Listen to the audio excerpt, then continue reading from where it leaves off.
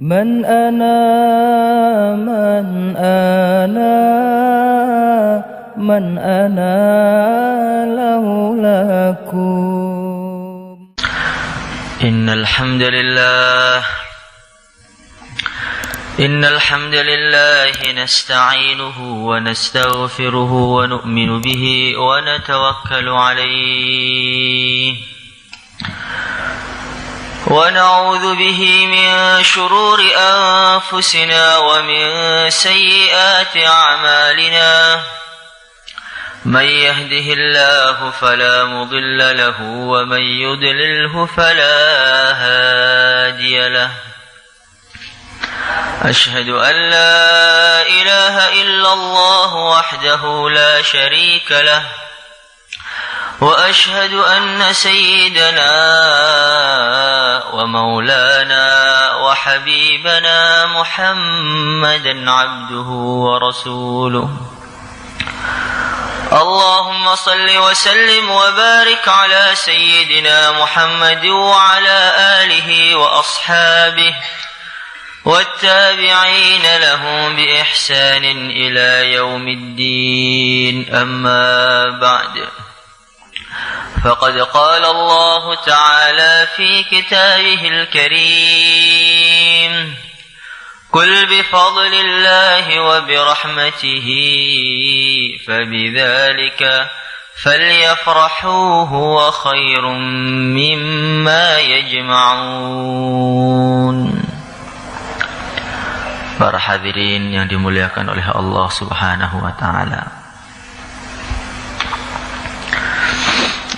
Al-Imam Al-Ghazali beliau menceritakan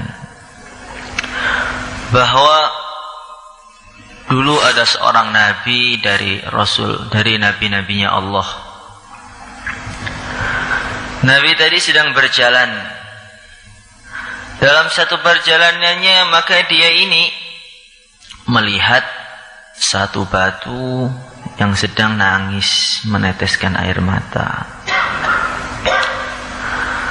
Maka Nabi tadi mengatakan, "Wahai batu, kenapa kamu menangis? Ada gerangan apa? Apa yang membuat kamu sedih, wahai batu?" Maka batu tadi mengatakan, "Ya Nabi Allah, semenjak saya mendengar firman Allah, waquduhan nasu wal hijarah, bahan bakar api neraka adalah manusia dan bebatuan. Ketika aku mendengar firman tadi, maka hati saya ini khawatir, tidak henti-hentinya hati saya ini takut. Saya khawatir saya ini termasuk batu yang nantinya akan Allah jadikan bahan bakar api neraka." Maka Nabi tadi mengatakan, "Wahai batu, kamu yang tenang. Akan saya doakan pada Allah Subhanahu wa taala. Saya akan minta kepada Allah Subhanahu wa taala agar Allah tidak menjadikan kamu menjadi bahan bakar api neraka." Langsung Nabi tadi angkat tangan. "Ya Allah, ya Allah, selamatkan batu ini dari api neraka, ya Allah, ya Allah, ya Allah." Kemudian Allah memberi wahyu bahwasanya batu tadi telah diselamatkan dari api neraka. Setelah beberapa saat, beberapa waktu, maka Nabi tersebut itu berputar akhirnya ke tempat yang sama. Melihat batu yang dulu menangis sekarang juga menangis, bahkan lebih keras tangisannya. "Wahai batu, kenapa kamu menangis? Bukankah Allah telah menyelamatkan kamu dari api neraka? Bukankah Allah telah menyelamatkan kamu dari api neraka? Kenapa kamu terus menangis? Kenapa?" Maka batu tadi mengatakan, "Ya Nabi Allah, tangisan saya yang dulu tidaklah sama dengan tangisan saya yang sekarang. Dulu saya nangis karena saking takutnya dimasukkan neraka. Sekarang saya nangis karena saking gembiranya, saking syukurnya diselamatkan dari neraka. Para hadirin yang dimuliakan oleh Allah Subhanahu wa taala. Dan hati manusia ini harus diisi oleh dua perkara ini. Dia harus syukur, takut dengan siksanya Allah, berharap dengan nikmat-nikmatnya Allah. Kalau hati diisi dua perkara ini, maka hati ini akan terang. Sehingga akan ringan dalam amal, akan ringan dalam perjuangan. Dia akan merasakan kelezatan, kenikmatan dakwah, kelezatan, kenikmatan zikir, kelezatan, kenikmatan perjuangan ini. Tapi kalau hati ini tidak diisi rasa takut kepada Allah, tidak diisi rasa syukur kepada Allah, maka hati akan mengeras, sehingga akan lebih keras daripada batu. Hingga kalau hati ini sudah sangat keras, bagaimana? Ketika dia mendengarkan tawaran-tawaran, mendengarkan fadilah-fadilah beramal, mendengarkan surga, mendengarkan neraka, sama sekali tidak takut dan tidak tertarik. Hadirin yang dimuliakan oleh Allah Subhanahu wa taala, maka dulu Syekh Ibrahim Ibnu Adham, dulu ini beliau dalam satu kisah dan satu riwayat, dia ini adalah seorang raja. Di tengah-tengah malam, tengah-tengah tidur nyenyak, maka terdengar suara rame di atas genteng ini. Keletak gitu.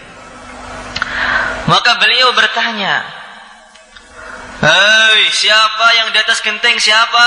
Malam-malam kok berisik, siapa di atas genteng itu?" Maka dia mengatakan, "Tuan, ini di atas genteng saya, Tuan." "Kenapa kamu ke atas genteng malam-malam seperti ini?" "Ini saya sedang nyari onta saya yang sedang hilang." Maka Ibrahim langsung berteriak, "Kamu itu orang yang bodoh, yang tolol. Enggak ada onta di atas genteng itu, enggak ada. Kenapa kamu nyari onta di atas genteng?" Maka orang tadi mengatakan, "Tuan, saya ini memang bodoh. Saya ini memang tolol. Tetapi Tuan lebih bodoh lagi. Karena Tuan mencari Allah di atas kasur yang empuk. Malam-malam di saat orang-orang soleh, para wali, orang-orang yang dekat dengan Allah sedang mencurahkan isi hatinya, mereka datang ke masjid gelap gulita, ya Allah, ampuni dosa saya, ya Allah. Ya Allah, saya ini lemah, ya Allah, kuatkanlah. Ya Allah, saya ini bodoh, ya Allah, cerdaskanlah." Dikala orang-orang yang soleh, orang-orang yang dekat kepada Allah, mereka sedang asik-asiknya di masjid, kamu kok malah tidur nyenyak di atas kasur bersama istri kamu, itu bagaimana? Maka Ibrahim bin Adham langsung tinggalkan kerajaannya. Beliau berjalan, setiap 1 mil beliau sholat 1000 rakaat. Jalan lagi, sholat 1000 rakaat, terus puasa paginya. Hingga badannya tampak kurus, pucat, bajunya sudah usang. Maka ketika beliau berhenti dalam suatu masjid, takmirnya mengira ini ada orang gila di sini nih. Kurus, nggak terawat, rambutnya acak-acakan, wajahnya pucat. Ini ada orang gila tinggal di masjid ini. Langsung dipegang, diseret keluar masjid. Hingga di saat diseret tadi, kepala beliau ini terbentur tiang, terbentur tangga-tangga, hingga bercucuran darah, bersimpah darah begitu banyaknya. Maka beliau mengatakan, "Alangkah senangnya seumpama tiang masjid itu jumlahnya 1000. Hingga semakin banyak kepala saya terbentur, semakin banyak kepala saya terjedot ke tembok-tembok itu, semakin banyak darah yang terkucur. Karena ini bukti cintaku kepada Allah Subhanahu wa ta'ala." ومن أحب عبدا حق محبته أحب أيضا احتمال محنته. Kalau orang itu sudah benar-benar cinta dengan seseorang, dia bukan hanya cinta dengan orang tadi, tapi juga cinta kepada usaha untuk mendapatkan cintanya. Cinta kepada Allah juga dia ini cinta dengan usaha untuk mendapatkan cintanya Allah Subhanahu wa taala. Para hadirin yang dimuliakan oleh Allah Subhanahu wa taala. Akhirnya beliau ini sampai ke Mekah di sana. Ibadah, hari-harinya buat ibadah. Makannya beliau mencari kayu bakar. Beliau jual kayu bakar tadi. Cari, dijual. Siapa yang mau membeli, ini ada kayu yang halal ditukar dengan barang yang halal, nanti diberi orang roti 1 biji, nasi 1 suap, makan sudah selesai. Maka ketika beliau dulu meninggalkan istana, itu istrinya sedang mengandung anak. Semakin lama anaknya semakin besar, semakin besar, semakin besar. Hingga setelah anaknya besar tadi, anaknya tanya kepada ibunya, "Hei ibu, kemana ayah saya ini, kemana? Saya belum pernah melihat ayah saya di mana. Ayah saya letaknya sekarang di mana dia? Antarkan saya untuk bertemu dengan dia." Nah, anak kamu itu, ayah kamu itu sekarang tinggal di Mekah sana. Kalau kamu pengen ketemu dengan dia, kamu jalan ke sana haji, kamu jumpai beliau di sana. Maka benar, anaknya karena seorang raja membawa pasukan begitu banyak datang ke Mekah untuk haji. Sampai di Mekah dia bertemu dengan Ibrahim bin Adham, langsung dirangkul ayahnya. Maka oleh ayahnya dilihat, ini kok mirip dengan saya ini. Kamu siapa? Saya ini anak tuan. Masya Allah. Nak, agamamu apa? Islam. Nak, kamu istiqomah membaca Al-Quran atau tidak? Bisa membaca Al-Quran atau tidak? Bisa ya. Alhamdulillah. Tengah-tengah mereka berbincang-bincang, maka terdengar suara tanpa rupa. "Hei Ibrahim ibnu Adham, katanya kamu sudah meninggalkan makhluk untuk cintamu kepada Allah. Sekarang ketika ada anakmu, kenapa kamu sekarang menjadi cinta kepada anakmu, berkurang cintamu kepada Allah Subhanahu wa ta'ala?" Maka Ibrahim mengatakan, "Ya Allah, kalau memang anak saya ini mengganggu cintaku kepadamu, menghalangi cintaku kepadamu, mengurangi cintaku kepadamu, ya Allah, cabut nyawa dia saja ya Allah." Maka langsung tengah-tengah ngerangkul anaknya itu, anaknya wafat di situ juga. Langsung dipangku oleh beliau. Beliau mengatakan, "Taraktul khalqa turran fi hawaka wa aitamtul ayala kai araka law qatta'tani fi hubbi irba lama hannal fuadu ila siwaka." Ya Allah, taraktul khalqa, saya sudah meninggalkan makhluk ya Allah, turun semuanya. Kerajaan saya tinggalkan, anak saya tinggalkan, istri saya tinggalkan ya Allah, hanya karena cintaku kepada Engkau ya Allah. Saya ini hanya ingin lebih dekat kepada Engkau ya Allah. Lau qatta'tani fi hubbi irba, seumpama Engkau cincang-cincang tubuhku ya Allah, Engkau potong-potong tubuhku ya Allah, Engkau mutilasi diri saya ini ya Allah, lama hannal fuadu ila siwaka, maka cintaku sekali-kali tidak akan berubah. Saya hanya cinta kepada Engkau saja ya Allah. Ini satu gambaran bagaimana kalau orang itu hatinya sudah dimasuki rasa cinta kepada Allah Subhanahu wa ta'ala, begitu nikmat sekali. Hadirin yang dimuliakan oleh Allah Subhanahu wa ta'ala. Dan termasuk tandanya orang itu cinta kepada Allah Subhanahu wa taala, dia ini cinta kepada orang yang dicintai oleh Allah. Cinta dengan orang-orang saleh, cinta dengan para nabi, para rasul. Para hadirin yang dimuliakan oleh Allah Subhanahu wa taala. Dalam satu kisah yang diceritakan oleh Imam Ghazali, beliau mengatakan, nanti di akhirat ada seorang hamba Allah.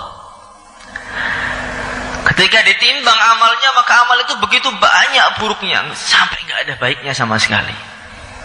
Salatnya sangat buruk, ibadahnya sangat buruk, zikirnya sangat buruk, semua sangat buruk. Maka malaikat-malaikat mengatakan, ya Allah, hamba ini ya Allah sudah tidak bisa ditolong lagi. Ini harus dimasukkan ke neraka. Karena sudah nggak ada baik-baiknya, nggak ada dia ini. Maka Allah Subhanahu wa taala berfirman, wahai malaikatku, coba kamu teliti di catatan amal dia. Pernah nggak dalam kehidupan dia ini bermusafahah dengan ulama? Karena ada satu hadis yang maknanya ini bisa dibenarkan. Man safahani wa safaha man safahani wa safaha man safahani ila yaumil qiyamah dakhalal jannah. Barang siapa yang bermusafah dengan saya, kata Nabi. Nabi mengatakan, barang siapa yang bermusafah dengan saya, atau dia ini pernah bermusafah dengan orang yang pernah bermusafah dengan saya, atau pernah bermusafah dengan orang yang pernah bermusafah dengan saya, sampai hari kiamat dia akan dimasukkan dalam surga. Coba teliti ulang, pernahkah dia ini musafah dengan ulama? Dilihat ketika lebaran nggak ada musafah dengan ulama, nggak pernah sowan dengan ulama, bahkan nggak pernah berjumpa dengan ulama. Maka malaikat tadi mengatakan, ya Allah, sudah saya teliti mulai lahir sampai dia menghembuskan nafas terakhir, dia ini nggak pernah berjumpa dengan ulama, nggak pernah bermusafah sekalipun dengan ulama. Maka Allah Subhanahu wa taala berfirman, hai malaikatku, coba kamu teliti lagi. Kalau dia tidak pernah bermusafah, minimalnya pernah nggak dalam kehidupan dia ini memandang ulama saja? Karena ada satu hadis mengatakan, nadhratun ilal alimi khairum min ibadatis sanah qiyamiha wa siyamiha. Sekali pandang kepada orang yang alim itu lebih dicintai oleh Allah, melebihi ibadah 1 tahun yang siangnya puasa dan malamnya diisi penuh dengan tahajud. Coba cari, pernah gak dia memandang saja? Diteliti, dicek, mulai lahir sampai meninggal. Ya Allah, gak ada ya Allah. Dia gak pernah berjumpa dan gak pernah melihat pun gak pernah. Maka Allah berfirman, hei hambaku, kamu teliti lagi. Pernah gak dalam kehidupan dia? Sudahlah, gak usah memandang. Dia mungkin pernah mendengar cerita para ulama, cerita orang-orang soleh, kemudian dia cinta dengan mereka. Innaka ma'aman ahbabta. Orang itu akan dikumpulkan dengan orang yang dia cintai. Pernah gak dia cinta dengan ulama? Walau mithqala dzarrah, walaupun hanya sebesar biji dzarrah, pernah enggak? Dicek lagi, diteliti lagi oleh para malaikat. Setelah diteliti, maka dia mengatakan, ya Allah, tidak pernah ya Allah. Mulai lahir sampai dia meninggal, hatinya ini tidak pernah ada rasa cinta, rasa senang kepada ulama ya Allah. Maka langsung oleh para malaikat ditarik, diseret ke neraka. Tengah-tengah diseret, mau dimasukkan ke neraka, maka Allah berfirman, hentikan hentikan wahai para malaikat, malaikatku hentikan. Bawa dia ke surga, antar dia ke surga. Maka para malaikat ini begitu kaget, ya Allah, amalan apa yang membuat dia masuk surga? Dia tidak pernah berbuat amalan apa-apa yang baik, semua kurang, ya Allah, ada apa dengan dia ini? Bermusafahah, memandang, bahkan cinta pun tidak dengan orang-orang soleh, ada apa dengan dia ini? Maka Allah Subhanahu wa ta'ala berfirman, wahai para malaikat-malaikatku, ada amalan-amalan yang kamu tidak tahu dari dia. Apa ya Allah? Ma yalfidhu min qawlin illa ladaihi raqibun atid. Semua sudah ditulis oleh Raqib Atid, ya Allah. Ada yang tidak ditulis, apa itu ya Allah?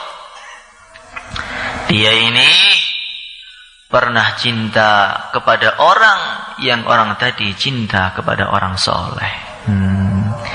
Dia ini pernah mencintai orang yang orang tadi mencintai orang soleh, mencintai ulama. Nggak cinta langsung, mencintai orang yang orang tadi mencintai orang soleh. Itu menyelamatkan dia dari api neraka. Para hadirin yang dimuliakan oleh Allah Subhanahu wa ta'ala, maka bagaimana kita tanamkan mahabbah kepada orang soleh ini pada diri kita? Kita tanamkan mahabbah kepada orang soleh ini kepada istri kita. Kita tanamkan cinta pada orang soleh, cinta pada sahabat, cinta kepada anak kita. Sehingga keluarga tadi menjadi keluarga yang satu fikir, menjadi keluarga yang satu tujuan, satu hati mengamalkan agama semuanya. Seperti dulu keluarganya Nabi Allah Ibrahim alaihi salatu wassalam. Ini keluarga yang ayahnya, ibunya, anaknya itu satu fikir, satu kerja, satu hati semua. Satu tujuan. Ketika Allah Subhanahu wa ta'ala memerintahkan Nabi Ibrahim untuk menyembelih anaknya Ismail alaihissalatu wassalam, maka iblis laknatullah alaih mendengar berita dari langit. Ini Ibrahim alaihissalatu wassalam mendapatkan ujian yang sangat besar. Dia diperintahkan untuk menyembelih anak yang paling dia cintai, paling dia senangi, yang paling soleh, yang paling baik anaknya tadi. Maka iblis ini langsung musyawarah. Bagaimana ini? Ini kalau sampai Ibrahim itu lulus nyembelih anaknya, nanti derajat dia ini akan semakin tinggi, semakin hebat. Akan diangkat menjadi Khalilullah, kekasih Allah. Bahaya ini. Ibrahim itu sudah hebat, tapi jangan sampai tambah lagi hebatnya. Kita halangi. Bagaimana godanya ini gimana? Maka setan-setan mengatakan, sudah, kalau goda Ibrahim itu sulit deh itu. Goda saja istrinya saja. Wanita itu hatinya lemah, lembut, akan mudah menangis ketika mendengar berita-berita mengerikan, akan gampang tertawa ketika mendengar berita yang menyenangkan. 1 menit yang lalu tertawa, sekarang sudah menangis. Sekarang menangis, nanti tertawa lagi. Tadi benci, sekarang senang. Sekarang senang, sebentar lagi benci. Itu wanita. Maka setan datang ke rumahnya Siti Hajar, Sayyidah Hajar. Assalamualaikum. Waalaikumsalam. Ibrahim ada ayahnya, Bu? Gak ada. Ibrahim tadi keluar dari rumah dengan Ismail. Dia membawa pisau dan membawa tali. Kemana, Bu? Ya, kalau bawa pisau, bawa tali, itu biasanya nyari kayu bakar. Bu, ini sebenarnya berita rahasia ini. Tidak akan saya ceritakan kecuali dengan ibu saja ini. Bahaya ini aslinya. Ibrahim itu bukan mencari kayu bakar. Dia itu pergi dari rumah ini ke Mina sana untuk menyembelih anak ibu Ismail itu. Maka Hajar langsung kaget. Inna lillahi wa inna ilaihi raji'un. Nggak mungkin. Ibrahim itu sangat mencintai anaknya. Itu anak yang dia tunggu-tunggu dari dulu. Ini sebagian kitab tafsir mengatakan jadi Nabi Ibrahim itu minta anak soleh itu sejak bujang. Rabbi habli minas solihin. Ya Allah, berikanlah saya yang termasuk golongan orang-orang yang soleh. Itu minta bukan sudah tua, sejak masih bujang minta anak soleh. Akhirnya keluarlah Nabi Ismail. Ini anak yang sudah ditunggu-tunggu dari dulu ini. Masa sudah lahir malah disembelih? Nggak mungkin. Betul bu ini? Nggak mungkin. Ini saya mendengar langsung berita dari langit. Saya sudah mencuri berita dari langit. Bahwa Ibrahim diperintahkan oleh Allah Subhanahu wa taala untuk menyembelih anaknya Ismail alaihissalatu wassalam. Maka Sayyidah Hajar tadi, Siti Hajar mengatakan, apa? Diperintahkan oleh Allah? Iya bu. Kalau diperintahkan oleh Allah, ya enggak apa-apa. Ibrahim itu milik Allah, Ismail itu milik Allah. Allah perintahkan untuk menyembelih anaknya, ya memang itu milik Allah ya. Kenapa? Kenapa harus repot-repot? Sudah, biar disembelih saja. Itu hak milik Allah. Kok ikut campur itu kenapa? Maka langsung mundur nih iblis ini. Masya Allah, ini perempuan tapi nggak sama dengan kebanyakan perempuan ini.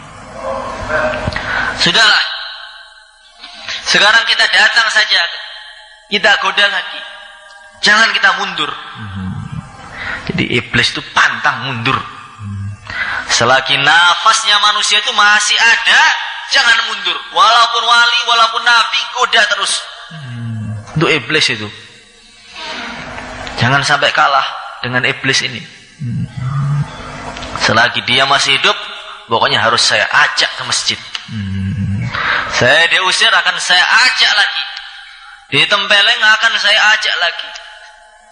Biar nyawa saya masih ada atau nyawa dia masih ada, saya nggak akan peduli. Pokoknya akan saya ajak dia ke surga. Jangan mau kalah dengan iblis ini. Iblis itu sudah punya slogan. Selagi nyawa masih ada dalam jasad manusia, maka manusia tadi masih mungkin tersesat. Maka betul, dia lihat Ibrahim dengan Nabi Ismail. Waduh, kalau Ibrahim agak berat ini, Ismailnya dulu aja. Anak kecil kan. Dan jalannya itu di belakang Nabi Ibrahim. Wahai Ismail, kamu mau kemana Ismail? Ini saya mau nyari kayu biasanya. Bukan, kamu itu mau disembelih oleh ayah kamu. Masya Allah, nggak mungkin. Ayah saya itu cinta dengan saya, dan saya tidak berbuat salah apa-apa. Kenapa? Saya melakukan apa harus saya disembelih ini? Enggak, saya nggak percaya pokoknya. Iya, kamu mau disembelih oleh ayah kamu? Nggak percaya. Saya sudah mendengar langsung dari langit bahwasanya Allah Subhanahu wa taala memerintahkan ayah kamu untuk menyembelih kamu wahai Ismail. Maka Nabi Ismail langsung mengatakan, apa perintah Allah? Saya akan nikmati perintah tadi. Saya siap disembelih. Itu satu kelezatan, satu kenikmatan yang luar biasa. Karena itu adalah perintah Allah Subhanahu wa taala. Langsung iblis ini mundur. Ibunya kayak begitu, anaknya kayak begitu. Gimana bapaknya nanti? Sudah kita mundur saja. Jangan. Ibrahim itu manusia. Walaupun Nabi masih mungkin juga kita ganggu. Datangi. Wahai Ibrahim, mau kemana kamu? Maka Nabi Ibrahim ini menengok. Iblis, kenapa kamu ke sini?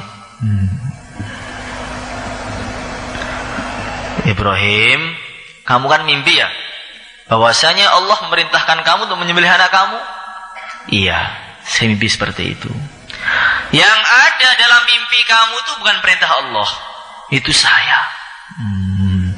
Saya dulu itu benci dengan Ismail ini. Dan saya ini membuat makar agar kamu menyembelih anak kamu. Nanti kalau kamu sudah menyembelih anak kamu, Allah akan murka besar dengan kamu karena kamu telah menyembelih orang yang tidak bersalah. Itu dalam mimpi kamu tuh saya. Kamu harus paham. Maka Nabi Ibrahim mengatakan, hei iblis, kalau kamu mau menggoda wahai iblis, jangan goda saya, kamu salah orang. Saya ini seorang nabi, saya ini seorang rasul, saya tahu mana yang benar, mana yang salah. Saya tahu mana yang perintah Allah, mana yang godaan iblis. Pergi sana. Ambil batu, dilempar lagi, batu dilempar lagi. Sampai jadilah Jamarat, lempar jumrah di Mekah sana. Jumrah ula, wusta, jumlah Aqabah. Dikenang sepanjang masa. Maka betul, sampai di dekat Mina sana, di Mina sana, Nabi Ibrahim mengatakan kepada anaknya, Inni ara fil manami anni adbahuka fangzur madza tara. Wahai anakku, saya ini kok mimpi ya? Mimpi nyembelih kamu. Gimana pendapat kamu? Jadi Nabi Ibrahim tidak mengatakan, wahai anakku, ini perintah Allah untuk kamu disembelih, kamu harus siap. Tidak. Nabi Ibrahim mengatakan, wahai anakku, saya ini mimpi nyembelih kamu. Gimana pendapatmu, nak? Itu masih kecil, masih SD istilahnya. Maka Nabi Ismail mengatakan, Ya abati fa'al ma tu'mar satajiduni insya'allahu minas sabirin.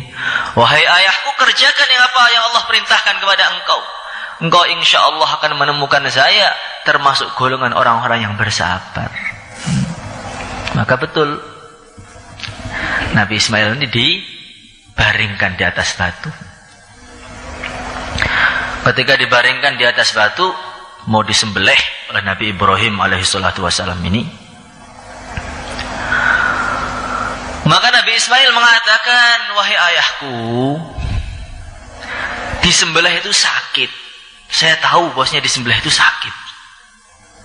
Maka saya khawatir ketika engkau nyembelih saya nanti, saya akan meronta kesakitan. Dan saya takut ya, kalau saya meronta kesakitan itu akan mengurangi pahala saya. Karena seakan-akan saya tidak nikmat, tidak sepenuh hati mengerjakan perintah Allah. Maka saya minta ya, tangan saya, kaki saya ikat yang kencang, sehingga saya tidak bisa meronta, sehingga tidak mengurangi pahala saya. Ini anak kecil punya pikiran yang begitu dahsyat ini. Dan yang kedua ya, nanti setelah engkau menyembelih saya, engkau akan pulang ke rumah. Nanti ibu saya ini, saya minta jangan sampai ketemu anak-anak yang seumuran dengan saya.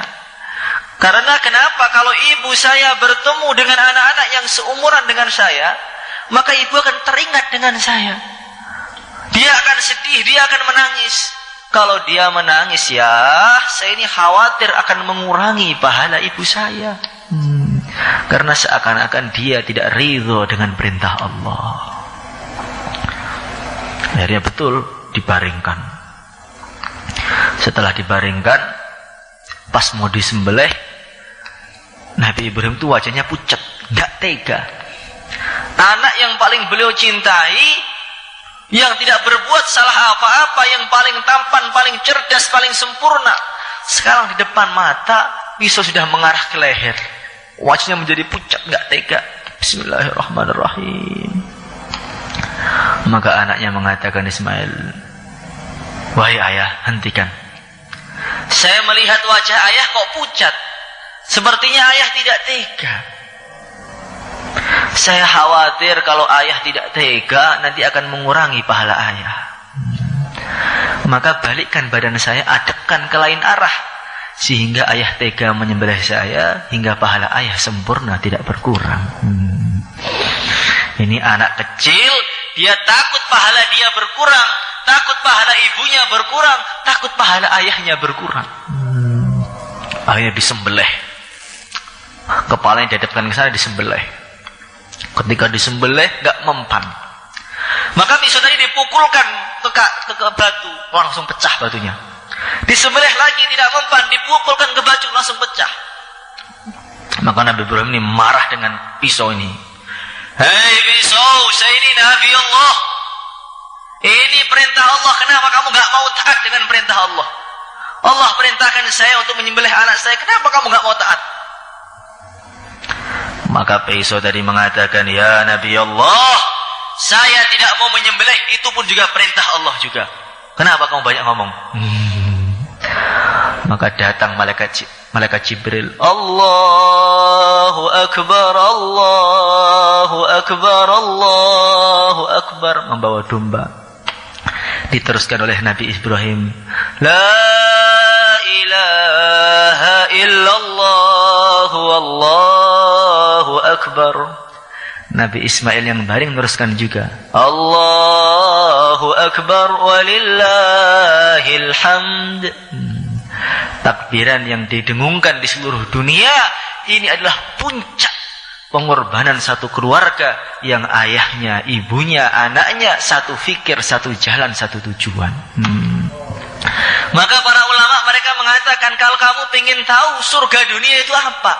Surga dunia itu ketika istrinya, anaknya satu fikir dengan ayahnya, dengan suaminya. Neraka dunia itu bagaimana?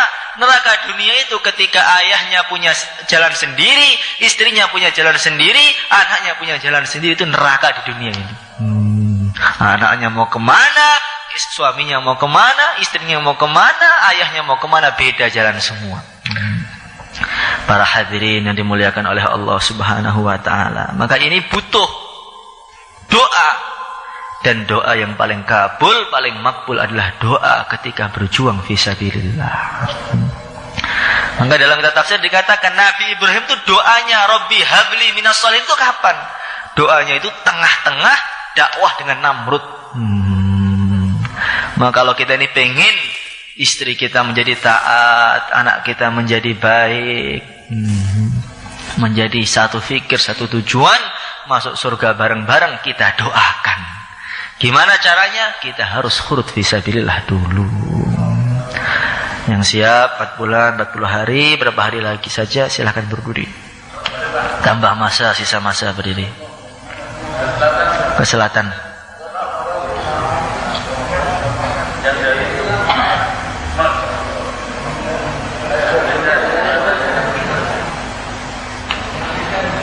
Silakan berdiri.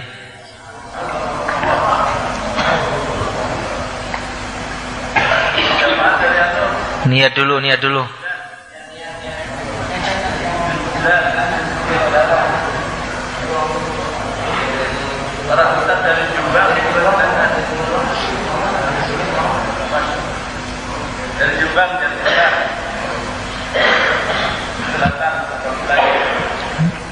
Mungkin itu saja yang saya sampaikan, kurang lebihnya minta maaf. Wassalamualaikum warahmatullahi wabarakatuh.